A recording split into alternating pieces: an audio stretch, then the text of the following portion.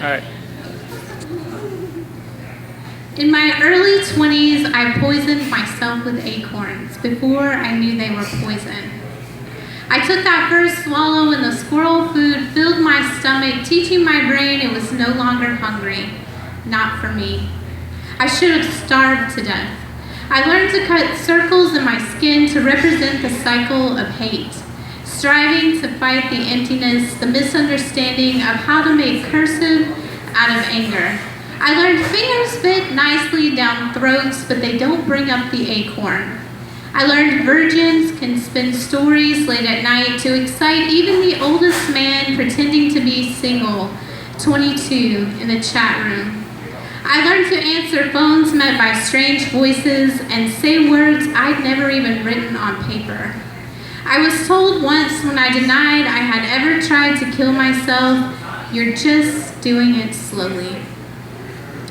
I gave up on God for a few hours, and Jesus showed up in the coffee house at Books A Million, looked so intently into my eyes and told me everything I'd been going through.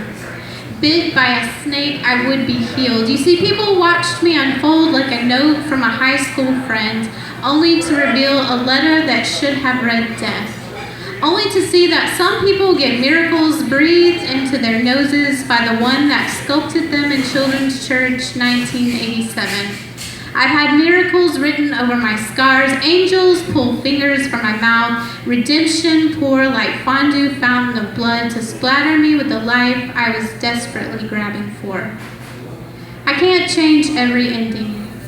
11 years later, I still get overwhelmed and beat my knuckles against a black table when I am too full of pain to forget I am not who I used to be.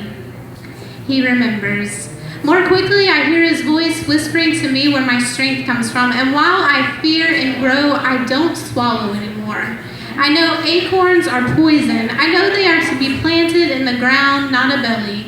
To grow a tree to house a bird that teeters high above and soars from rest to rest. When I fall in love with a character, a song, myself, I can see a different ending.